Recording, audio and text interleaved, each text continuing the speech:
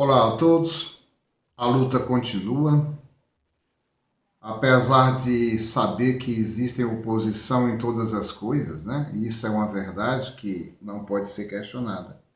Mas eu venho aqui mais uma vez, dessa vez o grupo de estudos de religião, em geral, eu extingui completamente, porque eu percebi algumas ironias lá dentro. Eu não gosto de ironias.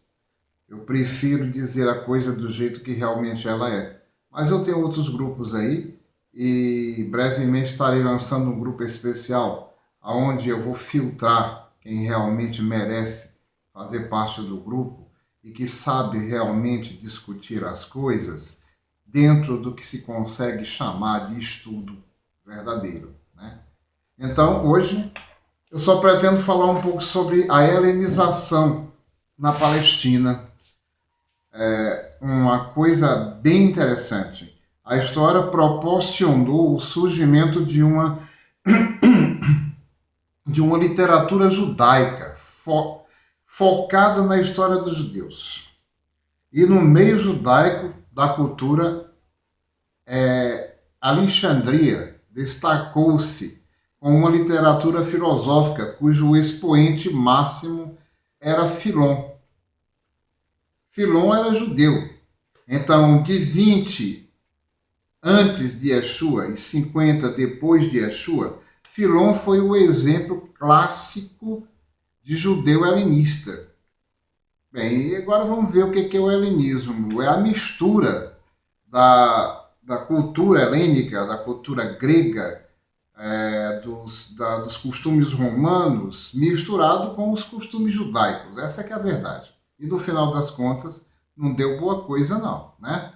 Então, o que acontece? Filon, ele foi um exemplo clássico disso, do helenismo. Nascido na Judéia, ele nasceu na Judéia, mas morando em Alexandria.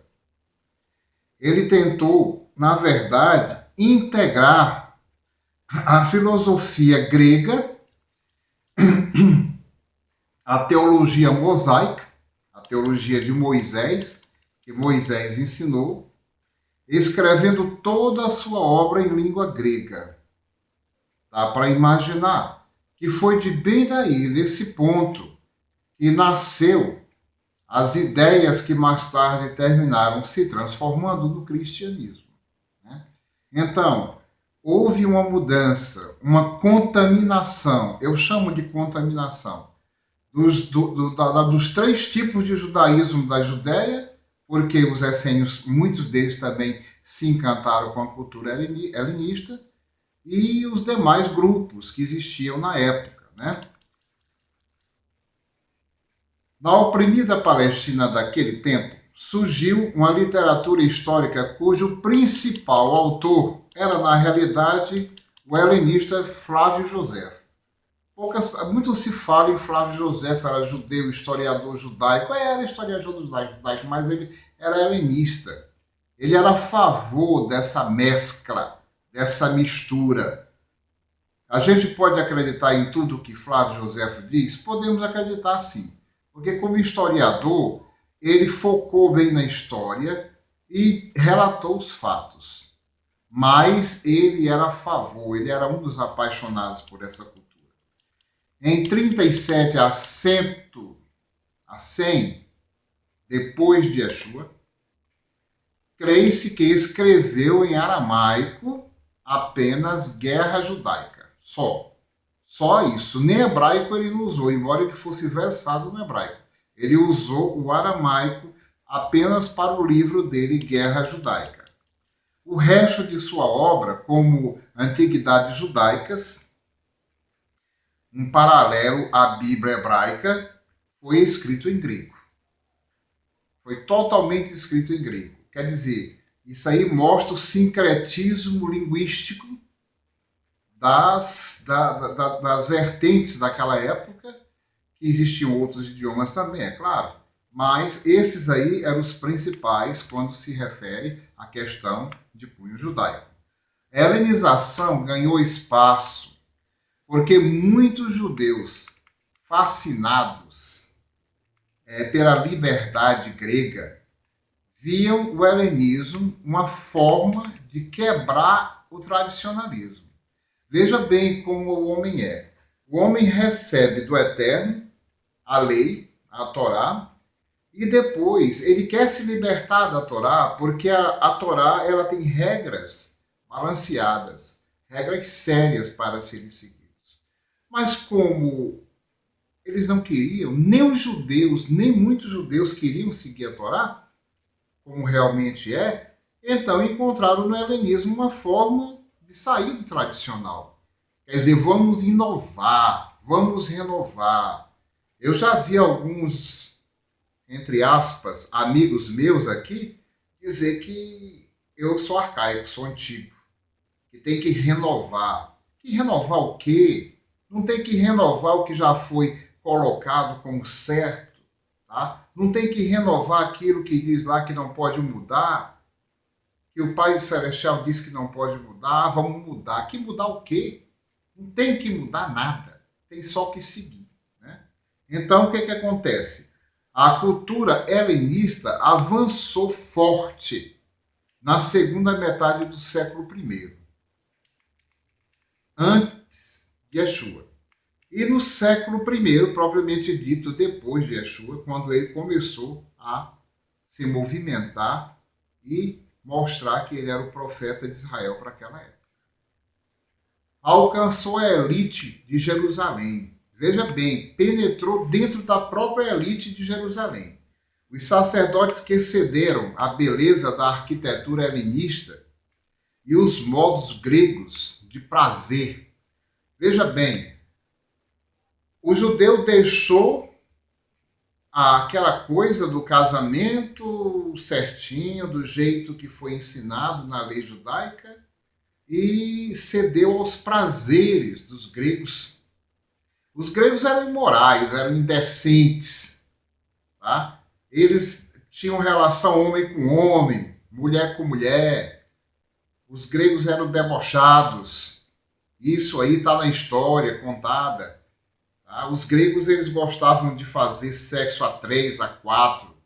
Então isso chamou a atenção do pobre do judeu lá, que vivia sobre a lei. E ele achou que não devia mais viver sobre a lei. Então essa é a nossa realidade atual. As pessoas não querem a lei.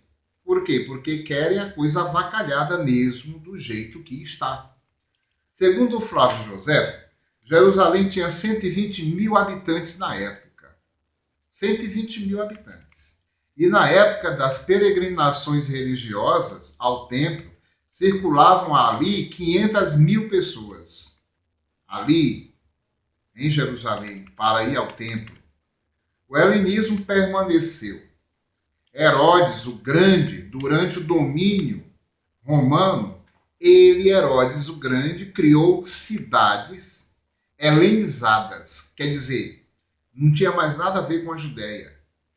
Era um sistema arquitetônico totalmente helenizado, com anfiteatros, hipódromos, palácios com grandes colunas, muito bem trabalhadas, porque, vamos ser francos, mas os gregos e os romanos, eles eram especialistas em arquitetura. E são lindas. As obras, isso aí eu não nego, as obras deles são muito bonitas.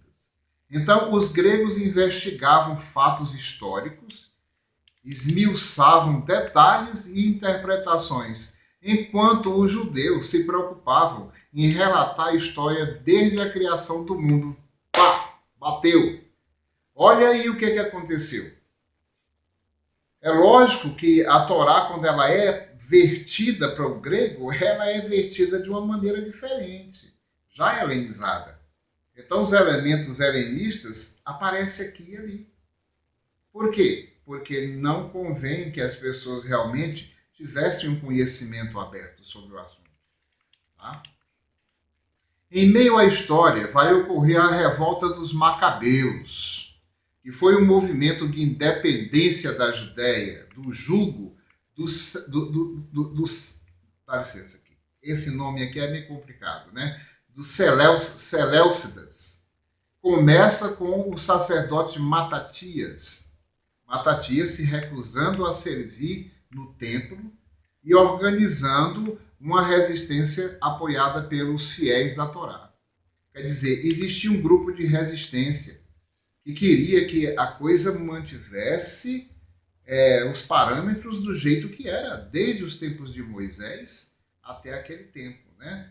Então, tirando algumas coisas desagradáveis que o judeu fez, como multiplicar a lei, que Yeshua condenou, ó vós, escribas e fariseus, vocês colocam fardos pesados nas costas dos outros, que nem com o dedo vocês mesmos querem mover, significa que eles estavam multiplicando a lei.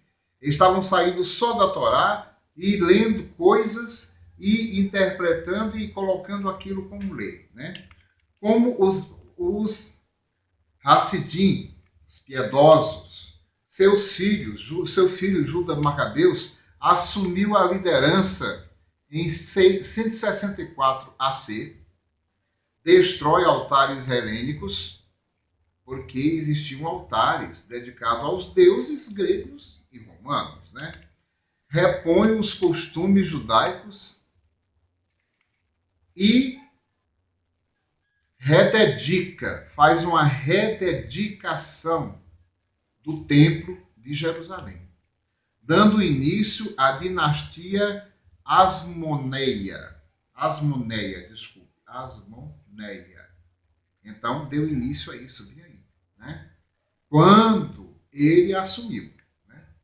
Então, se houver alguma dúvida, eu vou colocar isso no YouTube, na comunidade também, por gentileza, façam perguntas, tenho como dar as respostas sobre esse assunto. Por favor, não fujam do assunto, porque se sair do assunto eu não responderei, porque não tem sentido. Só se for dentro do assunto. O próximo assunto que eu tratarei será seitas judaicas. Como é que começou? Como a Judéia deixou de ser religião e passou a ser um sistema de grupos sectários, que é uma lástima na nossa história, na história judaica, e nessas migalhas que nós pegamos dentro do cristianismo, dessa praga que existe hoje chamada cristianismo.